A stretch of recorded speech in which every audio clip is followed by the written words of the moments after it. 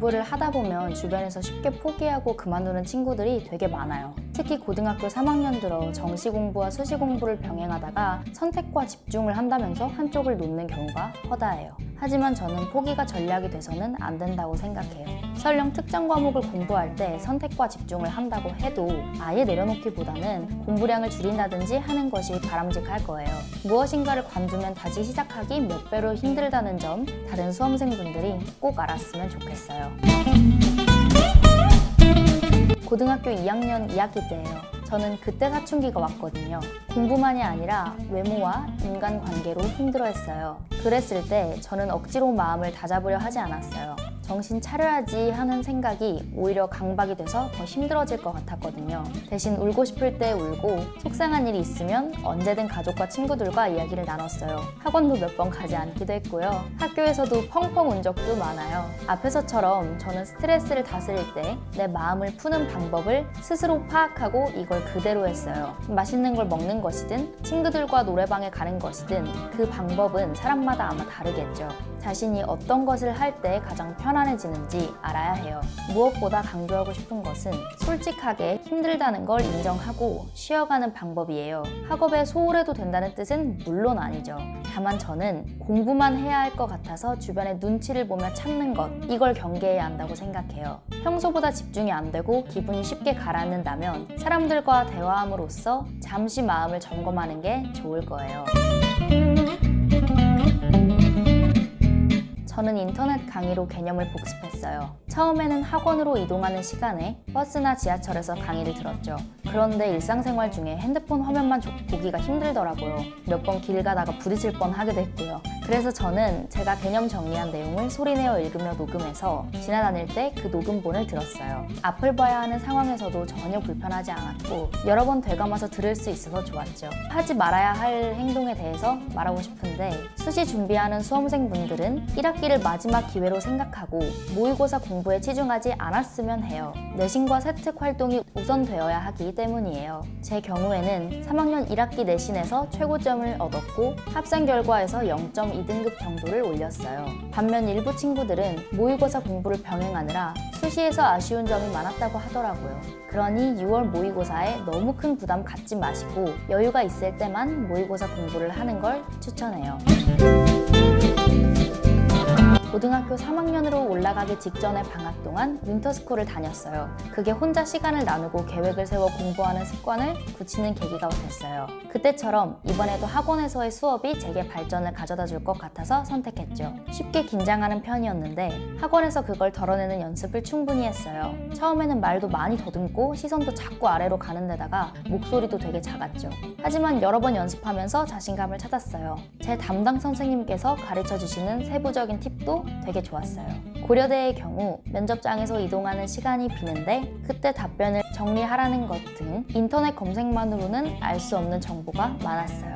덕분에 실제 면접이 연습했던 환경과 비슷한 식으로 진행돼서 떨림이 줄어들기도 했죠.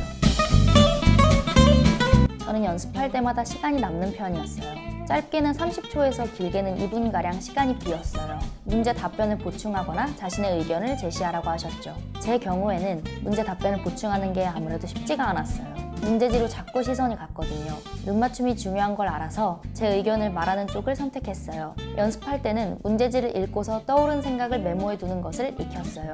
제시문의 사상이나 관점을 비판하는 의견이 대부분이었어요. 물론 가끔은 제시문을 옹호하며 근거를 보충하는 의견도 제시했어요. 이때 적어두는 것만으로는 부족했어요. 시간이 남으면 이걸 어떻게 말해야지 정도로 계획을 세우고 끊임없이 상기했죠. 이유는 시간이 남는 수험생분들은 언제나 대비책을 세워놓아야 한다는 거예요. 그것을 체화하는 건 말할 필요도 없을 만큼 중요하고요. 실전에서는 시간이 남지 않을 수도 있겠지만요. 변수를 염두에 두고 머릿속에서 항상 생각을 정리해보는 연습도 필요할 것 같아요. 연습 중 답변할 때 주변의 눈치를 절대 보지 마세요. 저는 제 답변이 다른 친구들보다 짧아서 더 많이 떨고 압박감을 느꼈어요. 저만 내용이 부실하고 실력이 부족한 것 같았어요. 하지만 그렇다고 해서 주눅들면 안 돼요. 저는 처음에 옆 친구의 답변이 좋아서 거기에 집중력을 빼앗기고 제 답변을 잘 못했어요. 주변의 말소리에 맞춰 대강 마무리하기도 했어요. 그러나 면접장에는 저 혼자만 있게 될 걸 아니까 고치게 되더라고요. 아무리 다른 수강생들이 어휘를 풍부하게 쓰고 논리적으로 답변하더라도 신경 쓰지 마세요. 자신의 답변만 생각하세요. 답변할 때 자신의 목소리에만 집중하세요. 다른 친구들로부터 배울 점을 찾고 자신의 방식을 보강하지 말아야 한다는 건 아니에요. 저도 가장 잘하는 친구에게 이것저것 물어봤거든요. 다만 그런 건 답변을 마치고 남은 수업 시간에 해도 충분할 거예요. 첫 번째는 말이 막히면 자연스럽게 연결하는 법을 익히세요. 누구나 생각이 정리되기 전에 말해야 하는 상황이 생겨요. 그러다 보면 말을 더듬거나 멈추게 되죠. 그럴 때는 당황하지 말고 정중하게 발언하세요. 잠시 생각을 정리하고 다시 말씀드리겠습니다. 이런 식으로요. 대신 그런 문장 뒤에 3초 이내로 답변이 이어져야 해요. 아예 아무것도 준비되지 않은 상태에서는 무작정 말이 앞서면 위험할 수 있어요. 그래서 문장이 너무 길어지거나 요지에서 벗어나게 될 때 교정하기 위해 말하는 것을 추천해요. 두 번째는 자세를 바르게 하고 인상을 펴는 것을 연습하세요. 학원에서 면접 기술을 익히다 보면 자세와 표정의 중요성을 잊기가 쉬워요. 하지만 저는 그것만큼 핵심적인 건 없다고 생각해요.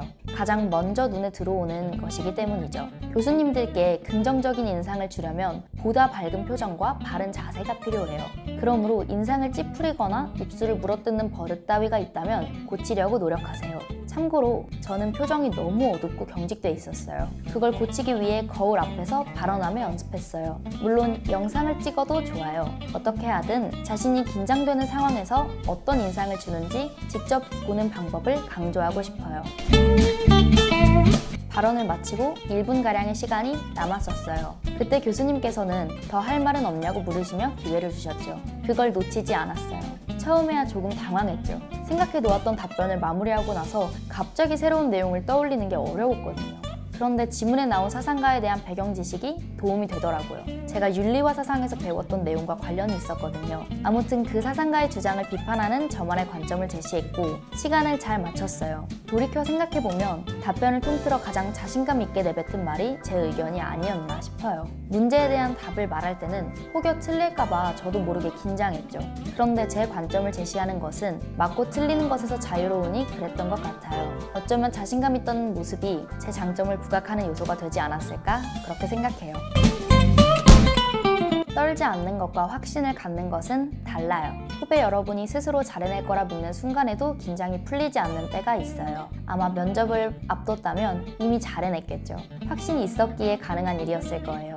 그럼에도 여전히 불안하고 초조할 수도 있어요. 그럴 때는 그 기분을 억누르지 말고 받아들이세요. 해온 것들과 해야 할 것들을 차분하게 되새겨보세요. 지금껏 해온 만큼 나를 보여주고 오겠다는 마음가짐이 가장 중요하니까요.